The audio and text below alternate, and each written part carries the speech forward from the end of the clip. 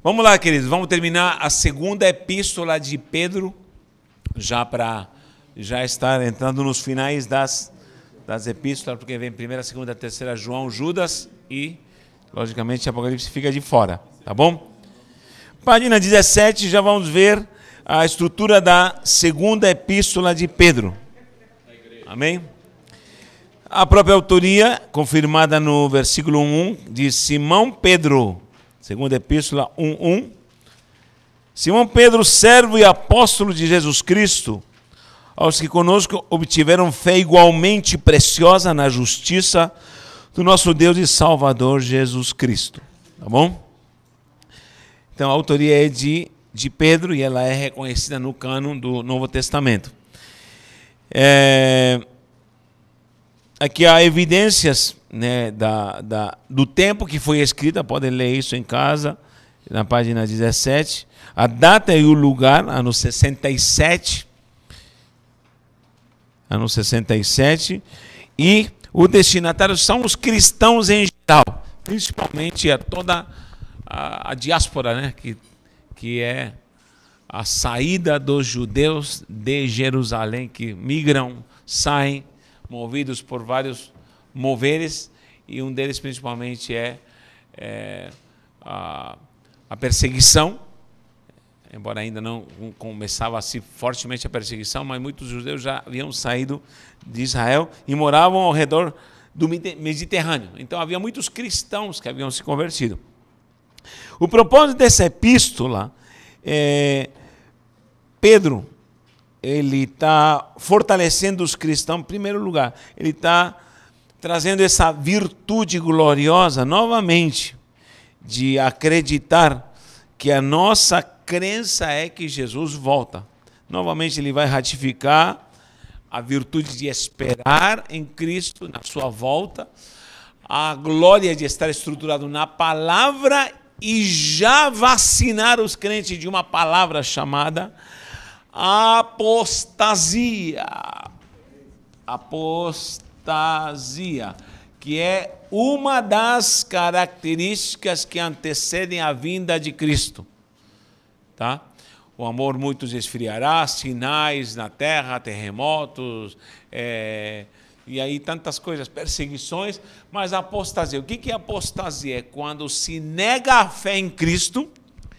Alguém que conheceu a verdade, conheceu a palavra, e ele contradiz tudo que outrora ele mesmo ensinou e pregou. Isso já era um sinal naquela época. Então, hoje em dia, então, isso lamentavelmente virou moda. Então, nós temos aí um alerta muito forte de Pedro em relação à apostasia. Ele mesmo salienta algo no capítulo 1, versículo 20 e 21, diz assim: sabendo primeiramente isto, que nenhuma profecia, se referindo à estrutura da palavra, da Escritura, provém de particular erudição. Ou seja, ele está dizendo, ei, nessa hora muita gente vai começar a interpretar a palavra ao bel prazer. Por conveniências, um vai interpretar de uma maneira, então. Em primeiro lugar, nós já vimos isso, a palavra vem por uma revelação. Uma revelação. Daí temos que tirar a exegese. Por revelação, vamos interpretá-la. Então, não é por particular erudição, ou seja, não é voltada à conveniência humana ou por parâmetros, paradigmas humanos, mas ela deve ser interpretada espiritualmente, porque nunca, jamais, diz o versículo 21, qualquer profecia foi dada por vontade humana, ou seja, ela veio por revelação divina. Entretanto, homens santos falaram da parte de Deus, movidos pelo Espírito Santo. Então, a interpretação, ele está dizendo, deve ser um mover espiritual. E a revelação tem que estar na minha vida. Queridos, eu vou lhe falar uma coisa. Nós que somos líderes, muita coisa pode faltar em nossa vida, mas uma coisa que não pode faltar é a revelação. Não pode faltar é o discernimento de espírito. Tá bom? Isso inclusive, é um dom. dom de línguas, dom de tradução de línguas, dom de profecia. A profecia já é a revelação. Dom da palavra, dom da ciência, dom de discernimento de espíritos. 6. Aí vem dom da fé, dom de cura, dom de operação de maravilha. 9 dons ao todo, segundo Paulo em Coríntios. E o que acontece? Ele salienta: procurai os mais excelentes dons. Profecia, que é a revelação, e discernir espíritos. Isso é a virtude para você interpretar a palavra, e a revelação para ensiná-la corretamente e vivê-la. Porque todos nós temos tendência a apostatar a fé. Facilmente algo que era muito puro e santo para você, através do desgaste da alma, pode se tornar um opróbrio e pode se tornar algo contraditório ao teu parecer, ao teu querer, porque de fato você se desgastou. Há pouco tempo, algo precioso, um pastor precioso, começou com argumentações, aí um dia ele me disse: sabe, mas essa regra aqui eu não concordo. Eu falei: querido, mas isso é bíblico. Não, que fazer por regra, não. Sempre existirá a essência e a regra. A regra existe por uma essência. Quem entende isso? A regra existe por uma essência. Só que antes da regra existe a essência. E agora, a essência existe como lembrete ou como fator promotor da essência. Agora, se eu me torno só cumpridor da regra e esquecer da essência, perco o sentido. Toda vez que você cumpre uma regra, isso está te desgastando, é porque você perdeu a essência. Porque nunca por uma essência vai se perder a regra, e nem pela regra vai se perder a essência. Quem me entende? Olha, Jesus fala assim, Paulo diz assim: estamos agora na graça e a lei e tal, aquele rigor da lei acabou, fomos libertos da lei. Pecaremos por causa de que agora estamos fora do rigor da lei? De maneira nenhuma pecaremos, porque a essência continua a mesma. O rigor da lei acabou, porém, agora a essência continua. A essência continua. Então, quando algo te desgasta como regra, é porque você perdeu a essência. Então, esse é o primeiro fator de alguém que começa a negar a fé. Porque primeiro você renega a fé e depois você vai apostatar. A apostasia é não somente não fazer por fé. Qualquer coisa que você faça por fé. Por exemplo, se o ato de congregar, está claro na Bíblia: não deixei a vossa congregação. Não deixei de vos congregar. Com bom e com suave é que os irmãos vivam em união. Mas, por exemplo, alguém que de repente diga: sabe que mais? Esse negócio, que eu já vi isso, de ter que ir para a igreja, então pronto, ele já perdeu a essência. Porque ele tem que ir para a igreja, porque a regra está mais forte do que a essência. Não, eu não tenho que ir para a igreja. Eu vou comungar, porque está perto do Morílio, e abraçá-lo e louvar junto com ele, seja para alentá-lo ou ele me alentar e nos motivarmos uns aos outros, é a essência. E ali onde há 2 ou 3 reunidos em meu nome, ele está presente. Ou seja, comungar em Cristo é a essência para mim, é a vida. Agora, se eu digo tenho que ir para a igreja, porque já não vale isso, já não vejo mais sentido nisso. Por quê? Porque minha alma se desgastou. Porque a alma se desgastou e eu estou só cumprindo uma tabela. É possível que alguém só congregue por tabela? Está errado também. E alguém que deixou de congregar porque perdeu a essência e deixou de cumprir a tabela? Sim. Agora, existe alguém que está aqui porque não perdeu a essência e não perdeu a regra. Isso em tudo, em ofertar, em dizimar, por maus exemplos, as pessoas se desgastam na alma. Meu irmão, eu tenho motivos para deixar de fazer muita coisa, porque talvez minha alma já se desgastou. Mas eu não posso deixar que minha alma se desgaste, porque uma vez que minha alma se desgasta, acabou. Eu podia estar desgastado, estando numa região como a minha, de pregar para a gente que só quer saber de praia, de bagunça, andar sem roupa no verão e fazer baderna a noite inteira. Fora os paulistas, os paulistanos, porque o paulista não, até os paulistas, que desce lá só para sujar a cidade, E digo isso com desabafo no coração. Só para bagunçar. Não estou falando de paulista crente, estou falando dos infiéis. Que enchem, porque eu já vi, eu trabalhei de pedreiro em prédios onde se enchia de 20, 15 adolescentes lá para adulterar, para fornicar e fazer baderna, iam embora e deixavam todos os demônios lá. Num prédio era até 5 horas da manhã bagunçando, batucando e fazendo bagunça. Depois sobe e deixa, além de deixar sujeira, além de deixar a praia suja, deixa um monte de demônio lá. E tanto demônio que deixa lá e sobe com o demônio para cima também. Então, bagunça. Então, e que resta para nós? E você que no domingo a igreja cheia, no verão, mas não. Os crentes estão vendendo por endemoniado lá, vendendo as coisas. Que vivem do comércio. E que você tem que orar e jejuar e chorar. Então, o que acontece? O desgaste de uma alma pode falar, não vale a pena evangelizar.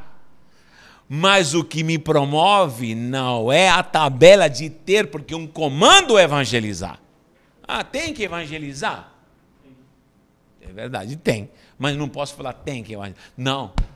Queridos, sabe por que eu evangelizo? Vou falar uma coisa para você. Principalmente, por que eu adentro pessoalmente? Toda terça, toda quinta e todo domingo de manhã eu entro, é sagrado. Casas, lares. Por quê? Ontem visitei um monte de casas. Eu tenho esse prazer, entrar nas casas, ser uma mansão como ser uma favela. É a mesma essência. Não, esse aqui, gente, visitar pastor, essa é outra coisa. Estou falando lares novos. Lares novos. Você não tem brilho, visitar só crente para comer o quê? Meu critério é assim, sair para a rua, com prancheta na mão, para poder bater em casa.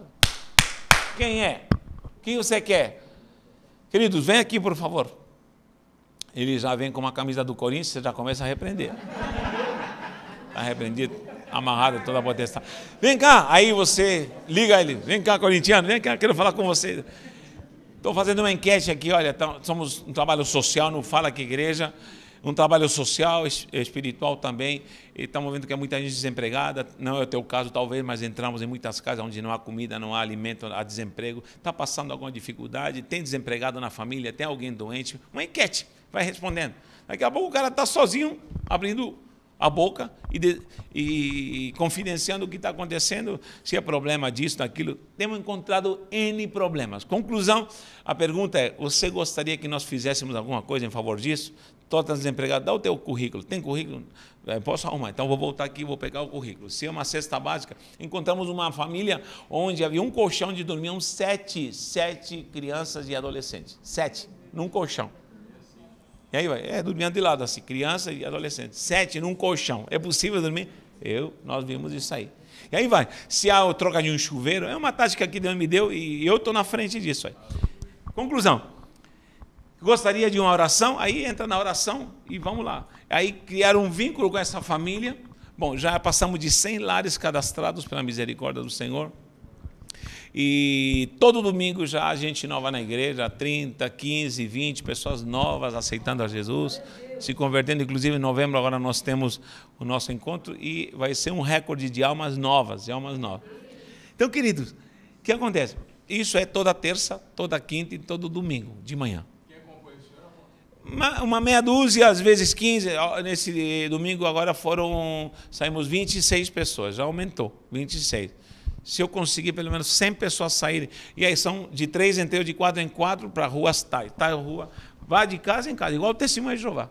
E, querido, sair para fora e, aí depois vem as demandas, emprego, vem a demanda de cesta básica, vem demanda de internação, até gente querendo causa na justiça para se aposentar e está travado. Não tem problema, a gente vai arrumar, não tem problema. E já tem uma contadora que nos ajuda nesse processo, conhece um pouco de advocacia, que ele estudou um pouco, e fala assim, ele entrar aqui, tem que entrar com tal recurso, ele tem que entrar, vamos entrar nisso aqui. Já entramos por invalidez, aposentamos uma moça, pela misericórdia do Senhor, encontramos um caso de uma mulher que estava precisando de um adesivo curativo que valia R$37, ela morando na favela, uma diabetes altíssima, ela estava com um ferimento.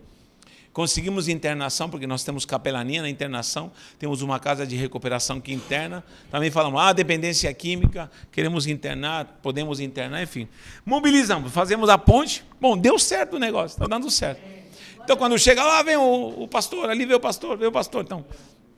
E entramos em qualquer... Depois eu vou mostrar os vídeos, as fotos que temos disso aí. Muito, muito legal. Conclusão. Eu tenho essa obrigação? Tenho, mas o que me motiva a isso, querido, sabe o que é? É olhar para a minha família e ter percebido quão grandes coisas Jesus tem feito na minha família. É olhar para a minha casa. E olha que eu estou morando num cubículo. Um cubículo. Querido, eu vejo a glória, ver meus filhos na bênção do Senhor, ver a salvação. É algo que eu tenho que compartilhar. Não posso ficar calado. Não posso ficar calado. Então, precisamos não perder a ação da motivação, a essência que me move, o ânimo que me move a fazer. É uma regra, mas é um ânimo. Então, não perca isso, porque isso gera, sabe o quê? O renegar a fé. E segundo, te leva à apostasia. Porque alguém que deixou de congregar, ele foi salvo congregando, ele recebeu bênção congregando, hoje talvez até na internet se dedica a criticar o fato de congregar, o fato de estar junto com os irmãos e criticar uma sistêmica que muitas vezes está errada. Mas não é tudo não, não é tudo não. Tem gente santa, abençoada, ungida e se revoltaram contra uma igreja às vezes que se corrompeu, mas não é tudo não. A igreja do Senhor é santa e gloriosa. E aí vai. Talvez por uma maioria, talvez de gente que perdeu o foco, ou talvez líderes que foram corruptos e deram um mau exemplo, até na área financeira, renegaram o que é ajudar, o que é fazer a obra do Senhor, e isso não pode parar, não pode parar. Não, nós temos que saber direcionar a nossa fé. Pedro já alerta sobre isso. Cada um de nós pode se tornar uma apóstata. Tá bom? O segredo glorioso, aprende isso aqui é lindo. Ó. Pedro começa no capítulo 2 a falar uma coisa.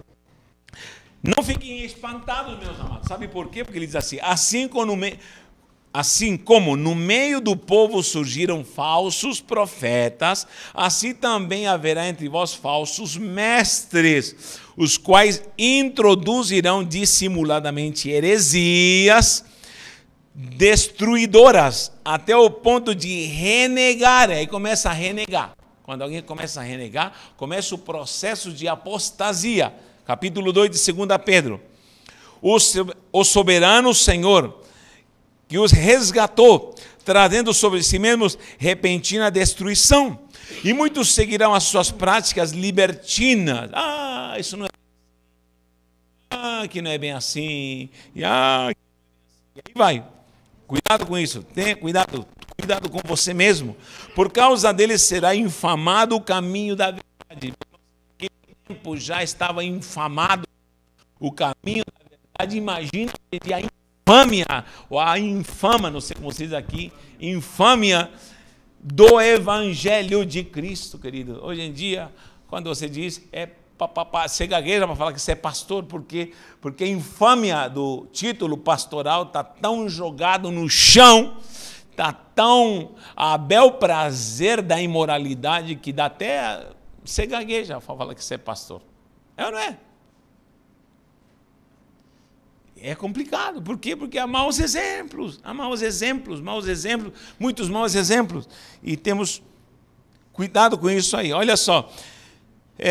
E muitos seguirão as práticas libertinas por causa daqueles que infamaram o caminho da verdade. Também movidos por avareza, a avareza entrou já naquele tempo na igreja, farão comércio de vós. Olha para mim, quem vos fala o ano passado, e não tenho medo de falar isso porque eu sou homem para isso, errar faz parte, porque agora errar e não se arrepender é maligno, agora errar e se arrepender é glorioso. Eu entrei num tal de marketing multinível, e eu disse, com a geração que eu tenho, eu vou ficar próspero. O que eu queria? Comprar um terreno para a igreja. E o Senhor me disse, cabeçudo, esse negócio não vai dar em nada. Eu insisti, em 5 meses já estava ganhando já muito dinheiro pelo menos no meu contexto, 8 mil e poucos reais. E no próximo ano já tinha que ganhar 15 mil, no outro já era 30 mil, e no outro de cima, 60 mil, 70 mil. E Deus me disse, eu não preciso da tua ajuda para você. Quem te disse que eu preciso da tua ajuda? Eu quis ajudar o Espírito Santo, sabe? Que eu estava mais santo do que ele.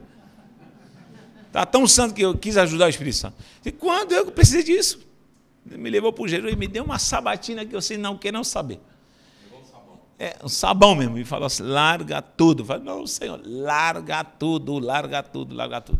E pedi perdão à igreja, pedi perdão para a minha família, pedi perdão para todo mundo, me arrependi, larguei tudo isso, né? E não é por nada não, era um vendedor de primeira qualidade, não era, eu vendia 3.000 reais de perfume por mês, 3.000, 3.500, só de venda de perfume. Andava cheiroso que só Jesus. O diabo escolheu a serpente por Hã? Por que o diabo escolheu a serpente? Não entendi, por que o diabo... Escolheu a serpente. Por quê? Ah, sim, era astúcia. É astúcia. Então, conclusão. Boa. O que aconteceu? Eu vou falar abertamente isso aqui. Deus me disse claramente: o pastor que achar que a igreja dele é comércio, desculpe a palavra, está frito. Está frito. Se olhar com cifrões para a igreja, achando que essa geração é marketing multinível, está frito. Vou falar abertamente isso. Está frito. É o que Deus me revelou. Sai fora disso. Sabe por quê? Porque igreja não é gado, não é boiada, a igreja é rebanho. É duro falar isso aí, mas eu preciso falar, porque eu sou profeta de Deus. E já quase fui apedrejado por causa disso, não tem problema. Isso está errado. Pastor que olhar para o seu rebanho e olhar como boiada e começar a contar os bois... Não, acabou, isso acabou. Isso é a perdição, é a perdição. Conclusão. Não somente nesse sentido, em qualquer sentido. Quando eu vejo números com conveniência, eu estou frito. Quando eu vejo números como máquina, estou frito. A igreja precisa ter a essência de uma salvação gloriosa e uma certeza de uma fé embasada na palavra de Deus, na sã doutrina. Acabou. Posso ser comerciante? Posso. Alguém pode ser, só que eu vou falar particularmente.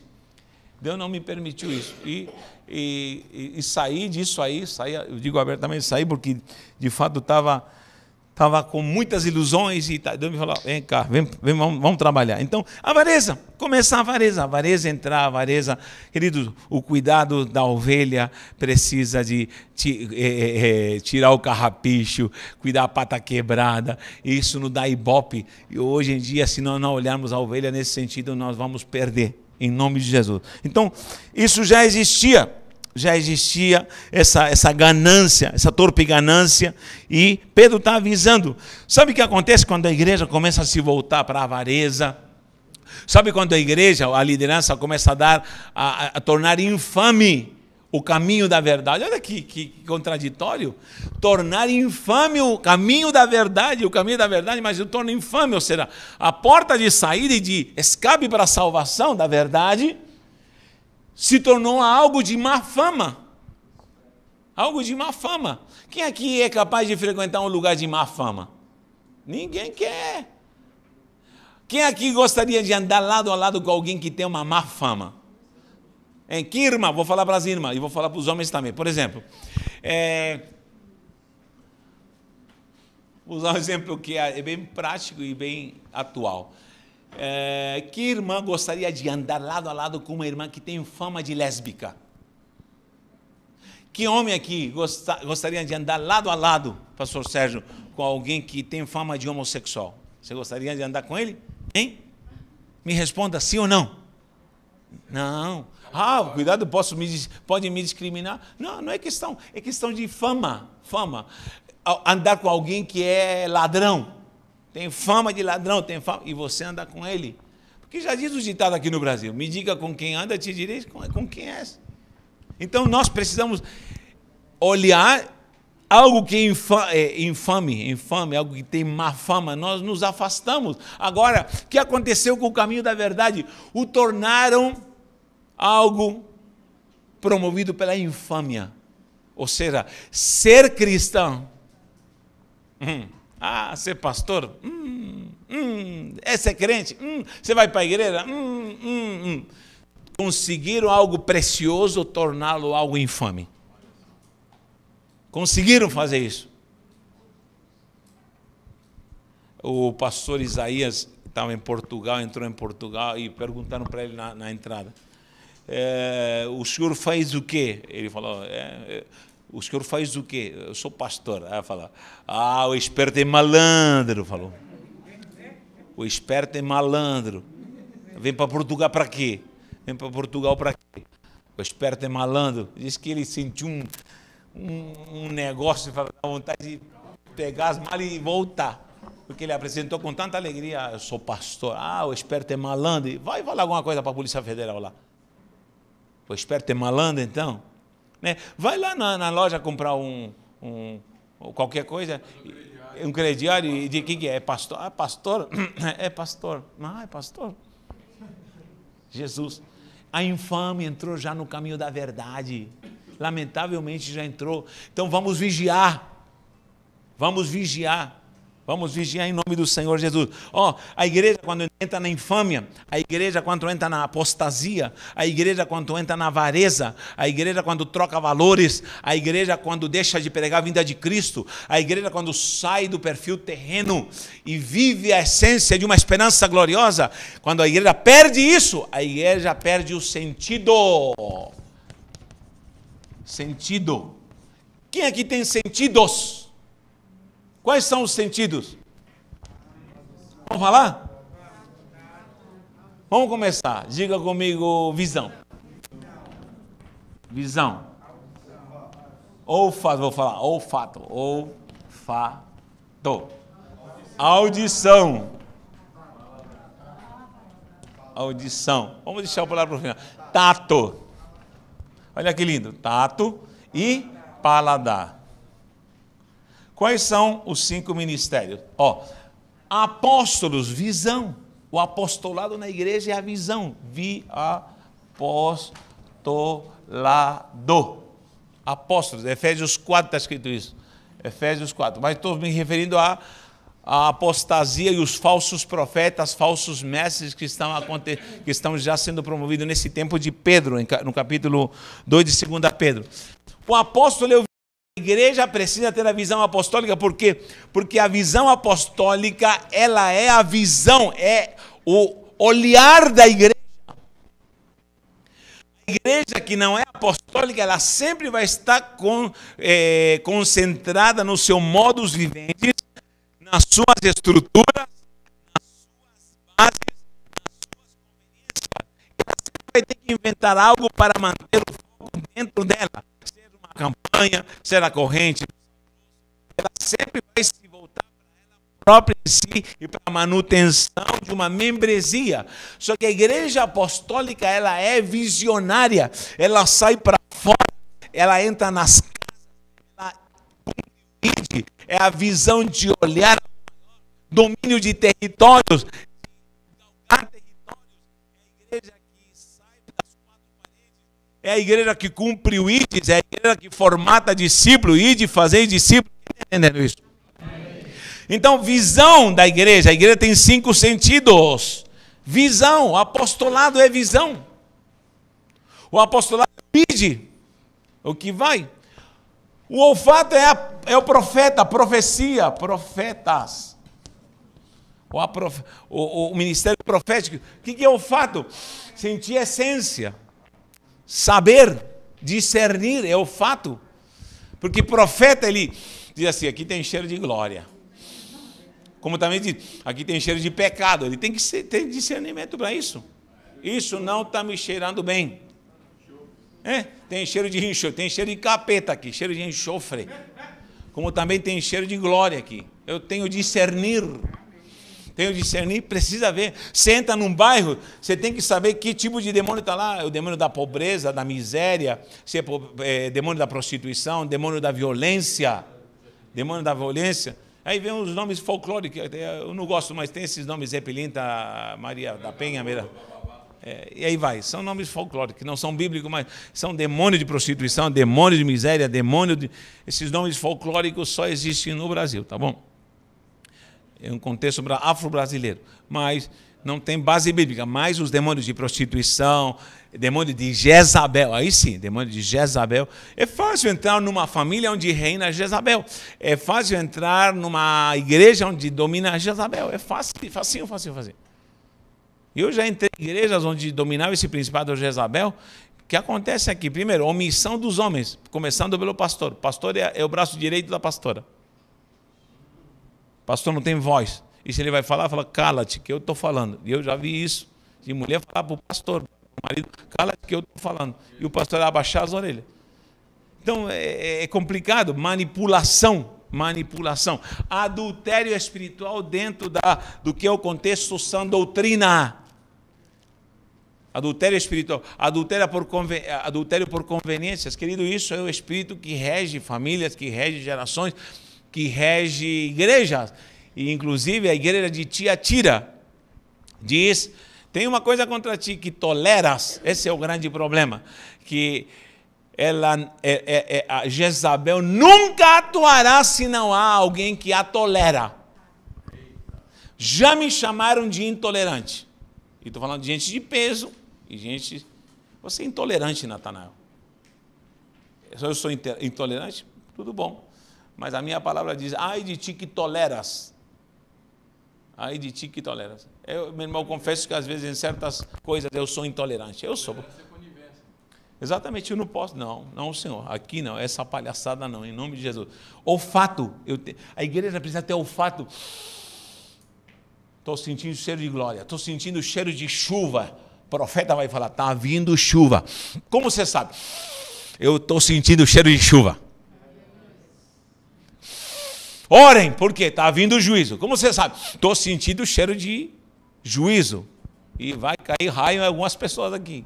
Tome cuidado. O profeta vai ter que avisar. Sinto muito, mas é a função. A igreja que não tem olfato, ela se perde. Se perde na essência. Outro sentido, audição. Sabe o que é isso? Evangelismo. Evangelista. Evangelista. Por que a igreja não evangeliza? Porque não ouve o clamor das almas. A igreja hoje ouve a necessidade de conveniências, como falei. A igreja ouve a necessidade de ter, ouve suas próprias vontades, o seu bel prazer. Agora, o crente que não ouve, eu tenho falado isso, eu até tremo no coração, porque o Senhor me acorda com um gemido, é algo espiritual, tá bom?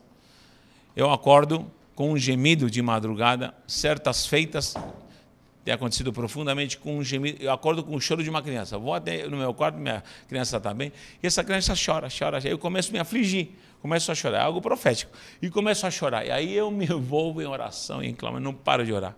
Por que ele me acorda? Eu digo, por que o Senhor me acorda com o choro dessa criança? O que acontece?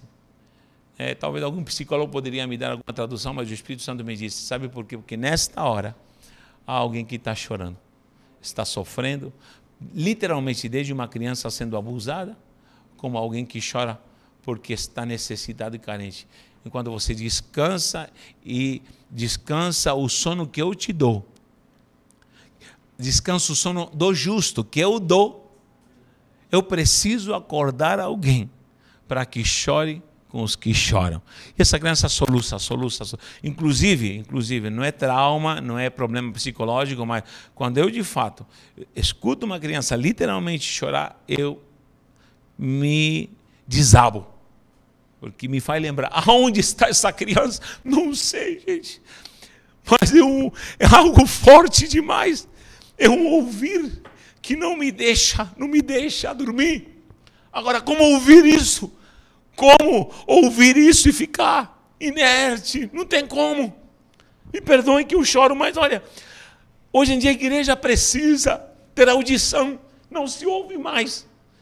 Ouvimos qualquer coisa e perdemos tempo com tanta coisa. Alguém chora, só que eu não ouço. Alguém geme do meu lado. Outra, o mestre diz, a quem eu enviarei? Mas eu não ouço. Estou tão entretido, estou tão ocupado, são tantas tarefas, são tantas conveniências, que eu não consigo ouvir. Por isso ele falava, quem tem ouvidos, ouça.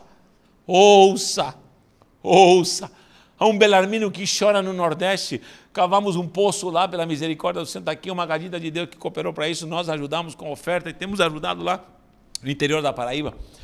cavou o poço onde não havia água, descobriram água mineral pura. Agora uma fábrica de cerveja quis comprar o poço. Olha que coisa maligna, o capeta é sem vergonha mesmo. E se o Benamino não é crente, ele é capaz de vender o poço. Já pensou de tão boa que é a água? Só que a igreja não ouve. É mais fácil as parafernálias de conveniências humanas e tanta coisa que se investimos e gastamos, que não é a bendita obra de almas que gemem e dizem: eu só quero água, só quero a glória de alguém que me abrace, só quero ouvir o gemido de alguém que clama. A igreja começa a apostatar a fé porque perde a audição. Quem tem ouvidos, ouça. Tato é pastor. Porque, como tem que ter tato para ser pastor. Tato para falar, tato para abraçar, tato para segurar a vara e dar umas varadinhas, tato com o cajado. Tem uns crentes de flecha que se adiantam, umas ovelhas de flecha que se adiantam, tato para ir buscar, calma de aqui, do meu lado. E tato para olhar para as que ficaram atrás desgarradas e tem que voltar lá atrás, eles estão no trabalho. Tato para conversar com alguém. Tato, pastores que não tiver tato, está perdido. Tato, a igreja tem que ter tato para consolidar vida. Tato, para não ferir ninguém, tato, para falar a verdade, tato. Minha esposa sempre fala: Nathanael, você fala muitas verdades, mas às vezes você joga as verdades, isso não é bom. Verdade, é verdade. Porque às vezes a pessoa diz: Apóstolo, o que eu faço? Eu falo: se arrependa, se converta. E a pessoa diz: mas apóstolo, vem pedir um conselho. Tá bom. Então eu tenho aprendido a ser, porque minha esposa sempre fala: Nathanael, presta atenção. Ela me ensina. Tenho aprendido muito. Porque eu sou colérico. Eu sou do tipo arrependei-vos, raça de víbora. Agora, tenho aprendido com o pastor a ter tato. Eu tenho aprendido que existe um tipo de crente fleumático, melancólico. E eu colérico, tenho que descer assim e me tornar assim, e abraçá-lo. É difícil, mas tive que ter tato para abraçá-lo. Me moldei, tive que me moldar. Por dentro eu quero esgoelá-lo e matá-lo, mas eu digo: tato. É uma ovelhinha, não é minha, é de Jesus. E ele precisa disso. Para mim, me saudou, não me saudou, eu colei, estou nem aí. Mas o fleumático, se você não olhou para ele nem o saudou, ele quer morrer. E você precisa abraçá-lo e falar para ele: eu te amo. Mas ele sabe que eu amo. Não, mas fala, Nathanael: eu te amo. Tato. Deixa eu esmurrar a parede. Eu preciso de tato para segurar, para manter. Hein? Isso, fazer carinho, meu irmão. Dar beijo em homem, colega, é difícil isso aí. Abraçar e dar um beijo aqui, ó, barbudo. Mas aprendi a dar beijo, porque quando eu cheguei aqui, a Bud me deu um beijo. Falei: meu Deus. Hein? Um marmanjo me dando um beijo, meu Deus do céu. Tato para poder lidar, aprender, é coisa séria. Um abraço, sentir hein? Cheiro de macho abraçando. Hein? Tem que ter pastor na igreja, a igreja tem que ter tato para segurar, tato para ir lá, tato. A pessoa sumiu, vai ter que ir lá e visitar a pessoa, visitar. Aí já não é nem evangelismo, mas é visita. Oh, chegou aqui, está na benção, glória a Deus. E aí vem paladar. Mestre. Por que mestre? Porque mestre é o degustador. Quando em você a essência de mestre, você não vai querer comer mexidinho, não. Ronilson se acostumou a comer filé mignon. Vá dar ovo mexidinho para ele. Não, porque ele já... Opa, eu tenho filé mignon, eu sou degustador, eu sou mestre. Não vem me colocar o pirilutinho na boca, na balinha, e achando que eu vou engolir isso aí, não. Não vem com essas palhaçadas, não. E aí o outro está aqui fazendo querendo fazer o show e tal, e você diz, não me convenceu. Sabe por quê? Porque você já se acostumou à palavra viva, a degustar. A igreja tem que ter paladar, porque tem gente comendo comida podre, azeda, e engole, ainda fica intoxicado e com diarreia espiritual. E se tem algo ruim, é um crente com diarreia espiritual. Por onde anda?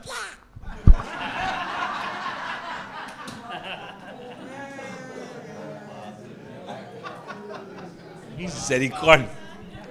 Não vou nem usar a palavra feia, mas olha, por onde anda ele deixa uma marca. Um rastro de miséria. Querido, e todos nós já tivemos, não fuja não, todos aqui já tivemos uma diarreia espiritual. Uma desinteria. Quem mandou comer esse mexidinho aí azedo?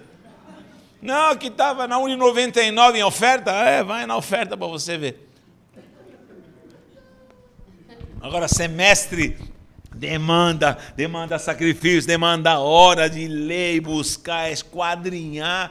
Mestre, a igreja precisa de um ensinador. Esse dia tivemos Fábio Abud lá na Baixada e outros pastores. Mas que coisa gloriosa ficar 2 horas escutando esse homem, aquele jeito. Mestre, tá, manda, segundo tópico, são 12 tópicos, não tem problema, manda. Pode, sabe por quê? Eu sou moldado, eu sou tratado. O colérico aqui, diz glória, manda. Quero mais, por quê? Porque graças a Deus o paladar se desenvolveu. Agora, vem me dar comida, não tem como. Então, a apostasia chegou, lamentavelmente, naquele tempo, já está no nosso meio. Aí vem busca de virtudes morais, como diz aqui, exposição de julgamento dos falsos mestres, ponto 2, e o ponto 3, ponto 3, advertência contra os traidores do final dos tempos, capítulo 3 para frente, fala sobre a vinda do Senhor. Agora vou ler, posso ler? 3, para terminar, aqui para arrebentar e irmos embora, com a espada no coração. 2 Pedro 3 diz assim, vou ler no 3. Vou